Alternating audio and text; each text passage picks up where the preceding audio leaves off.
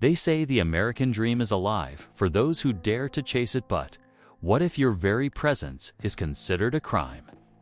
This is the story of Juan, a boy who crossed borders not for opportunity, but for survival. From the dusty roads of a forgotten village in Honduras to the blinding lights of Los Angeles, Juan's life has been anything but ordinary.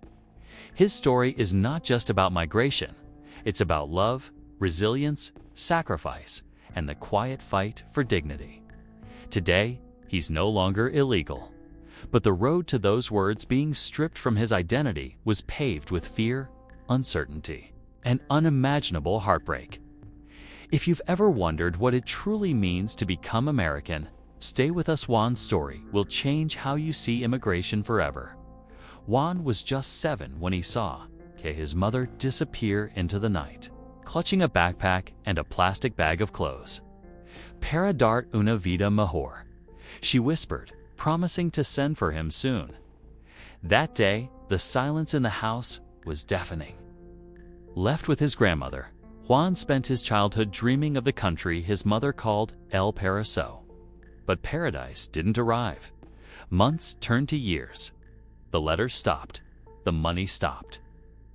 And when his grandmother died unexpectedly, 10-year-old Juan made an unthinkable decision.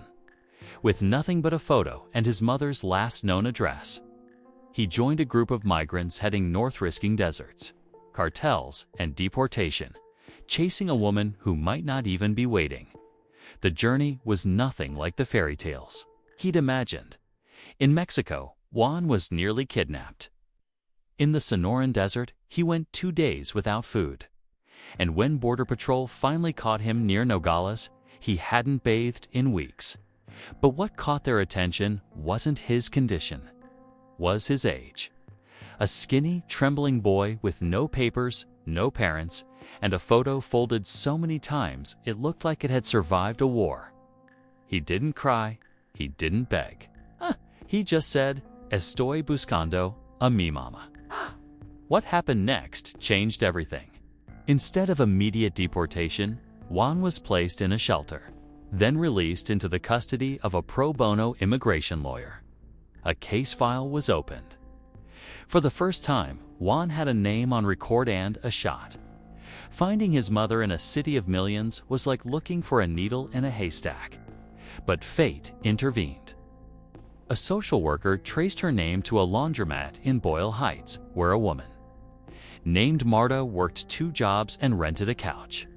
When they reunited, she didn't recognize him at first. His voice had changed, his eyes grown colder. But when Juan whispered, "Mama," she broke down. It wasn't a happy ending. Not yet. She was undocumented. He was in legal limbo. But together, they had something they hadn't had in years: each other. And that became the start of something bigger than either of them imagined. What followed would take them through immigration. Courts, protests, English classes, and endless forms, all in search of one word: belonging.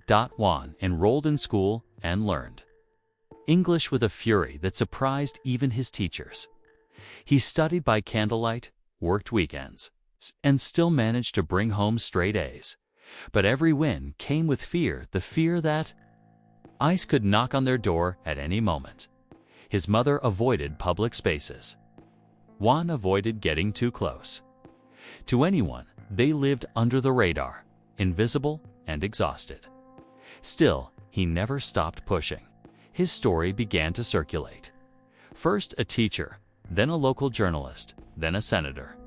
Juan became the face of something bigger, a new generation of dreamers who weren't just asking for a chance, but earning it.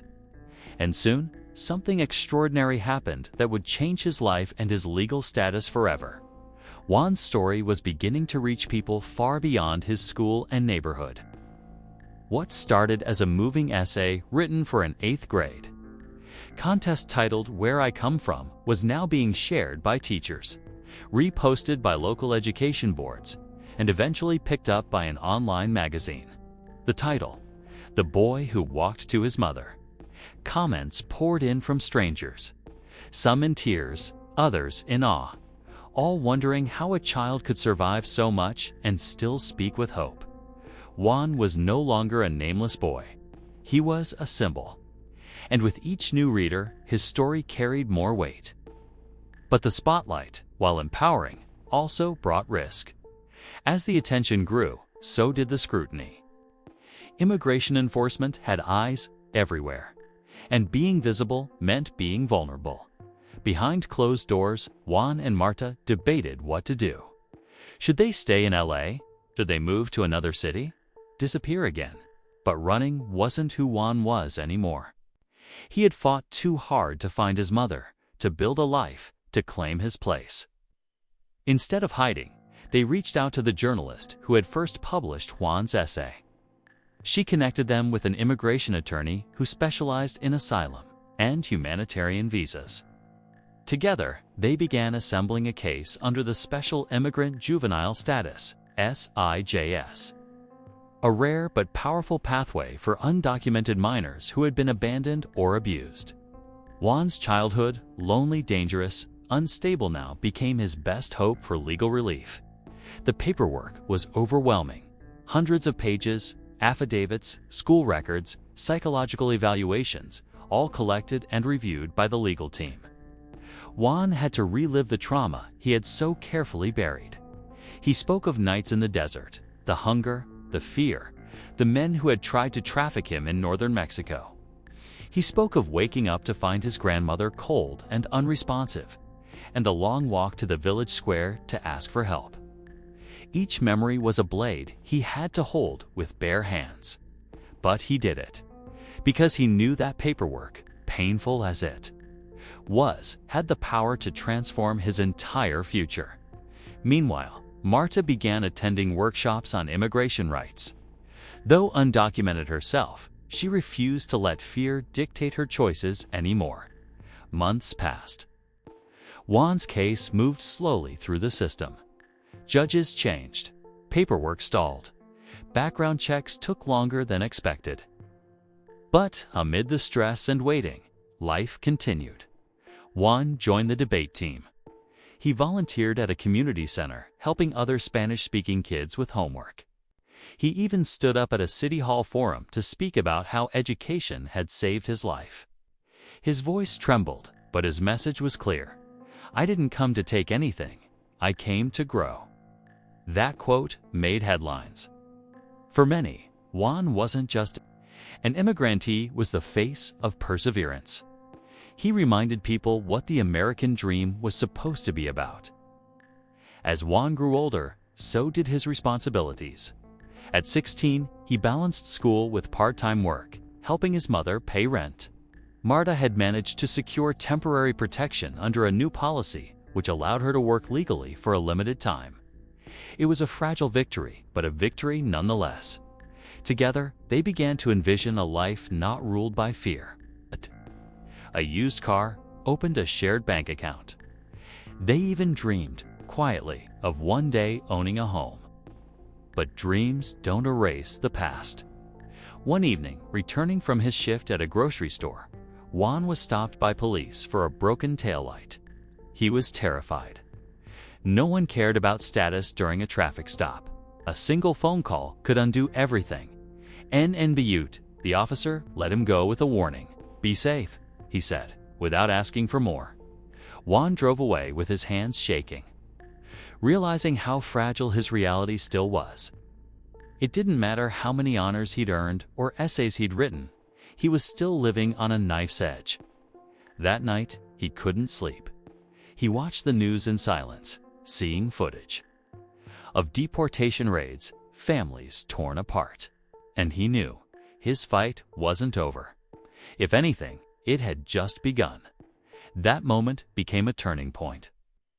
Juan decided he wouldn't just survive the system, he would challenge it, publicly. His courage found a home in activism. Juan joined a youth-led immigration advocacy group where he met others just like him, dreamers, children of mixed-status families, young people tired of waiting. They shared stories, strategies, and more importantly, hope. Together, they organized walkouts, testified at state hearings, and marched in rallies across California. Juan's natural charisma and raw honesty drew attention. One video of his speech went viral. Standing on the steps of the Capitol, he said, "I am not illegal. I am undocumented, and I am unstoppable." It was a declaration, but also a dare to lawmakers, to voters, to anyone who had ever dismissed kids like him. The attention that once terrified Juan was now his weapon. With guidance from mentors, he began working with nonprofits that lobbied for immigration reform. He helped launch scholarship programs for undocumented students and even co-authored a bill proposal to improve access to legal aid for minors. Reporters called him the next big voice in immigration justice. Colleges took notice too. Juan received offers from universities across the country, but one stood out: UCLA, not just for its academics, but because it meant staying close. Home close to Marta. The letter came on a Tuesday morning, and when he opened it, both mother and son cried. It was the first time they cried from joy, not fear. College life brought new challenges. Juan was now in a world of privilege and pressure. While classmates worried about grades or internships, he was juggling classes, part-time jobs, and ongoing legal appointments. But he carried himself with quiet strength. Professors marveled at his essays. His roommates respected his discipline, and through it all, Juan never stopped advocating. He started a campus organization to support undocumented students. He arranged food drives, raised emergency funds, and even helped undocumented staff members at the university navigate local resources. Juan wasn't just surviving, he was lifting others as he climbed. Then. In his junior year, the news came. His SIJ's petition had been approved. After nearly a decade in limbo, Juan finally held a document that declared what he had always known in his heart: he belonged. The day he received his green card, he walked to his mother's job and held it up through the window. Marta dropped the towel she was folding and ran to him. They cried again, this time in the middle of a laundromat full of strangers. "You're not illegal anymore," she whispered. Juan nodded. But what he thought in that moment was even deeper. "I never was." And now the world would see it too.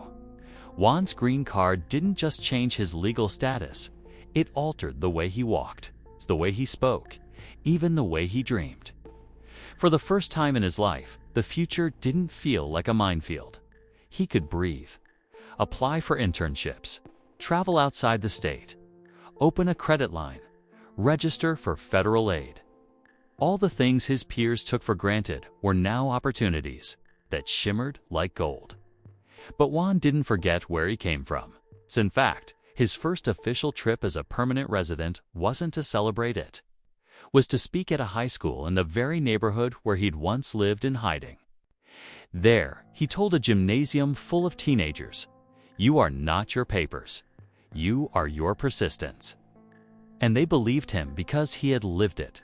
As graduation approached, Juan was invited to deliver the student address at UCLA's commencement. Thousands of students, faculty, and families listened as he spoke about the meaning of home, the pain of separation, and the power of faith. He didn't mention every detail of his journey, not the desert nights, not the near deportation, not the fear, but it was in his voice. His final words lingered in the air. "I crossed borders as a child, but I built a life as a citizen of hope." The crowd erupted. Professors cried. Marta, seated in the front row, clutched her heart like it might burst. Her son wasn't just graduating, he was transforming the very definition of what it means to be American. After graduation, Juan received a fellowship at a public policy institute, where he began working on immigration reform from within. No longer just a voice from the margins, he was now helping write the policies that shaped lives like his. Focus: streamlining protections for undocumented minors and expanding access to legal representation.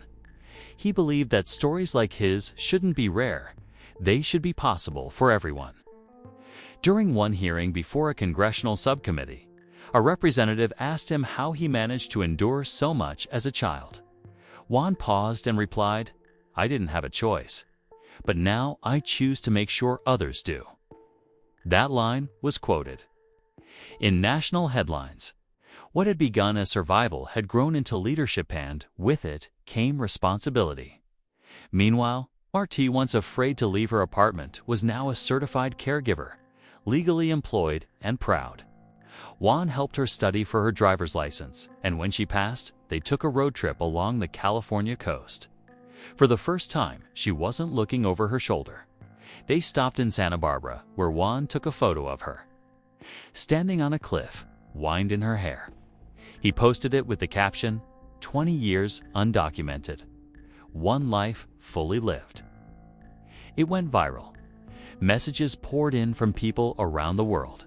Quays, sons, immigrants, allies, people who had never met Juan but saw themselves in his journey. They called him brave, inspiring, a miracle. But Juan didn't feel like any of those things. He felt grateful and more determined than ever to keep going. Juan soon began writing a memoir. Not for fame, but because too many stories like his disappeared in silence. He wanted the world to remember the thousands who never made it.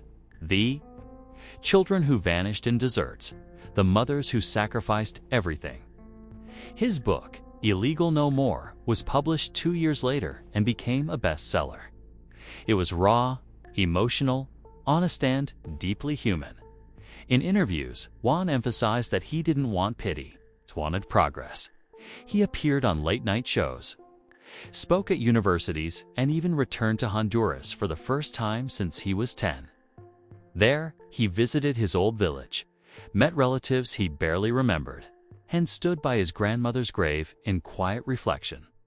He brought flowers, whispered prayers, and thanked her for raising him with courage. The trip was healing, but also sobering. The poverty remained. The migration continued. Juan met children preparing to make the same journey he had made years before. Some had already tried and failed. One boy, no older than 8, asked him, "Is it really better there?" Juan struggled to answer. Yes, the U.S. had given him opportunity, but it had also taken years of his life in fear. "It's better," he finally said, "but it should be better here too." That moment stayed with him.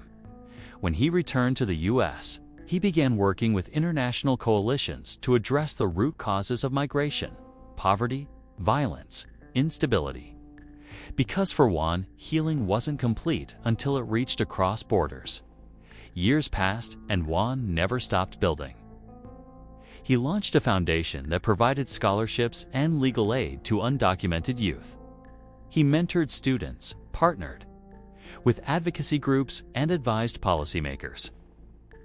He even received invitations to serve on government advisory boards. But despite his growing success, he remained grounded. Every birthday, he and Marta celebrated with the same meal they had when they were broke: rice, beans, and homemade tortillas. "To remember where we came from," Marta would say. Juan always smiled. Fame hadn't changed his heart, it had amplified it.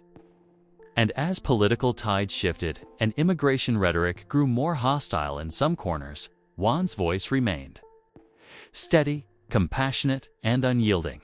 And then came the day many had hoped for but feared wouldn't arrive. A pathway to citizenship was approved for SIJ's recipients who had resided in the U.S. for over 10 years. Juan applied immediately. The interview process was nerve-wracking, but when the letter came, he knew the wait had been worth it.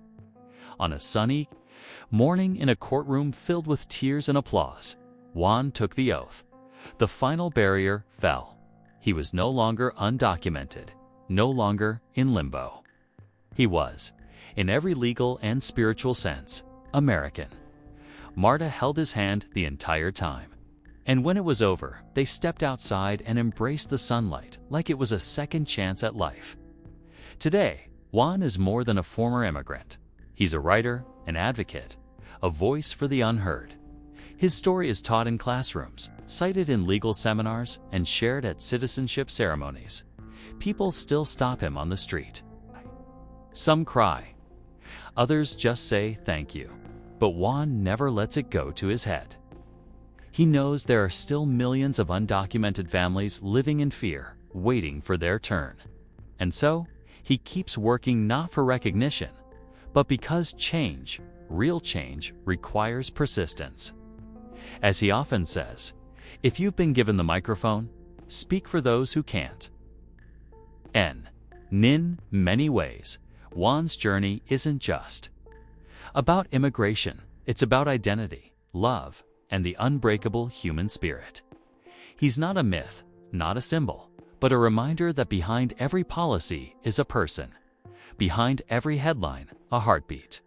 His rise wasn't handed to him. It was built 1 mile, 1 form, 1 act of faith at a time. And though he no longer wears the label illegal, he wears the memory of that word as fuel. Fuel to fight, to write, to uplift. Because Juan didn't just cross a border, he crossed history. And now, his voice echoes across a nation still learning what it truly means to belong. If Juan's story meant something to you, don't let it end here.